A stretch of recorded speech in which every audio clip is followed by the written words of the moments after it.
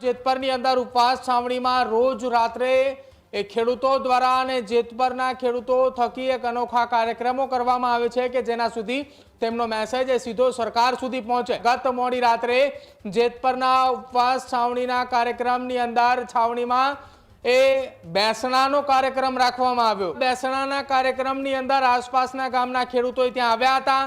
જે ખેડૂતો ઉપવાસ છાવણી ઉપર બેઠા હતા એ ખેડૂતોના સમર્થનની અંદર આસપાસના ગામના ખેડૂતો આવ્યા અને ઉપવાસ પર બેઠેલા ખેડૂતોને સાથે પન્યા લઈને આસપાસના ગામના ખેડૂતો આવ્યા હતા। ખેડૂતોની બસ એટલી જ માંગ છે જેમ આસપાસના રાજ્યોની અંદર જે પ્રમાણે વીજપોલ ઊભા કરવામાં ખેડૂતોને વળતર આપવામાં આવે છે એ જ પ્રમાણે ગુજરાતની અંદર પણ તેમને વળતર આપવામાં આવે।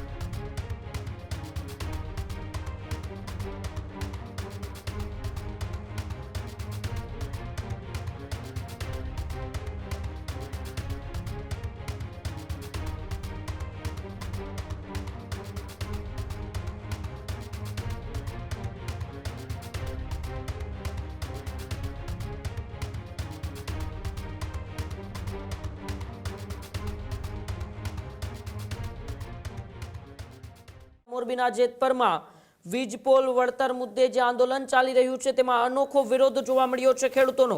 ખેડૂતો દ્વારા ખાનગી કંપનીની માનવતાનું બેસણું કરાયું છે। પુરુષો સાથે મહિલાઓએ સફેદ કપડાં પહેરીને બેસણું કરી વિરોધ નોંધાવ્યો। મુંડન કરાવ્યા બાદ ખેડૂતોનું બેસણું પ્રદર્શન। 3 મહિલા સહિત કુલ 9 ખેડૂતો ઉપવાસ પર બેઠા છે। રાજ્યના વિવિધ જિલ્લાઓમાંથી ખેડૂતોનું સમર્થન મળ્યું છે।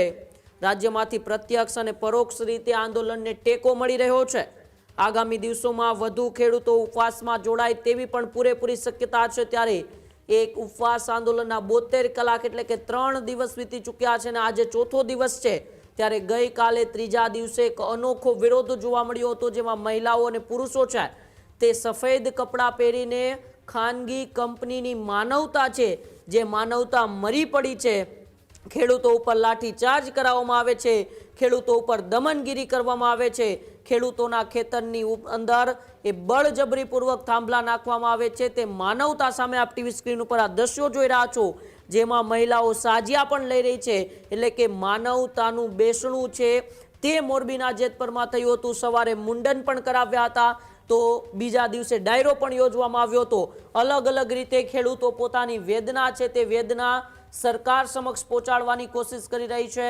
એ ચમરબંધીઓ સુધી પહોંચાડવાની કોશિશ કરી રહી છે। આપ આ દ્રશ્યો જોઈ રહ્યા છો જેમાં પુરુષો પણ એ કાઠિયાવાડમાં જે રીતે પન્યું લઈને બેસણામાં આવ્યા એ પન્યું લઈને બેસણામાં આવ્યા છે। તમામે સફેદ વસ્ત્રો પણ પહેર્યા છે તો અમુક લોકોએ મુંડન પણ કરાવેલા છે। એટલે કે જે રીતે એ ખાનગી કંપનીઓની દમનગીરી છે તે દમનગીરી સામે લડવા માટે ખેડૂતો હવે તમામ હથકંડાઓ છે તે અપનાવી રહ્યા છે। પ્રદીપ મારી સાથે ન્યૂઝરૂમથી જોડાયેલા છે। પ્રદીપ, છેલ્લા 72 કલાકથી મોરબીનું જેતપર એ ચર્ચાનું કેન્દ્ર બન્યું છે। અલગ અલગ રીતે ખેડૂતો પોતાની વેદના છે તે વેદના ઠાલવી રહ્યા છે। બિલકુલ ઉમંગ, છેલ્લા 72 કલાક કરતાં પણ વધારે સમયથી મોરબીના જેતપર ગામે પહેલા શરૂઆતના તબક્કામાં 4 જેટલા લોકો આમરણ ઉપવાસ પર બેઠા હતા।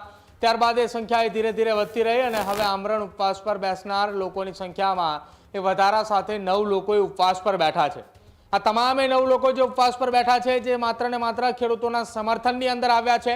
બીજી તરફ જેતપરની અંદર ઉપવાસ છાવણીમાં રોજ રાત્રે ખેડૂતો દ્વારા અને જેતપરના ખેડૂતો થકી એક અનોખા કાર્યક્રમો કરવામાં આવે છે કે જેના સુધી તેમનો મેસેજ સીધો સરકાર સુધી પહોંચે। પહેલા 2 દિવસના આયોજન દરમિયાન પહેલા દિવસે મોડી રાત્રે સભાનું આયોજન હતું, ત્યારબાદ બીજા દિવસે એક લોક ડાયરાનું આયોજન કરવામાં આવ્યું અને ગત મોડી રાત્રે જેતપરના ઉપવાસ છાવણીના કાર્યક્રમની અંદર છાવણીમાં બેસણાનો કાર્યક્રમ રાખવામાં આવ્યો। જે ખાનગી કંપનીએ પોતાના વીજપોલ ઊભા કરી રહી છે જેમની સામે પાવરગ્રીડ કંપનીને કોન્ટ્રાક્ટ આપવામાં આવ્યો, પાવરગ્રીડ કંપની સામે સતત છેલ્લા કેટલાક મહિનાઓથી મોરબીના ખેડૂતોએ પોતાની લડાઈ લડી રહ્યા છે, જેમાં જેતપરના ખેડૂતોના સમર્થનની અંદર હવે આખાય મોરબી જિલ્લાના ખેડૂતો મેદાને આવી રહ્યા છે। ત્યારે ગતરોજ એ રાખેલા બેસણાના કાર્યક્રમની અંદર આસપાસના ગામના ખેડૂતો ત્યાં આવ્યા હતા। જે ખેડૂતો એ ઉપવાસ છાવણી ઉપર બેઠા હતા એ ખેડૂતોના સમર્થનની અંદર આસપાસના ગામના ખેડૂતો આવ્યા અને ઉપવાસ પર બેઠેલા ખેડૂતોને સાથે એ પન્યા લઈને આસપાસના ગામના ખેડૂતો આવ્યા હતા।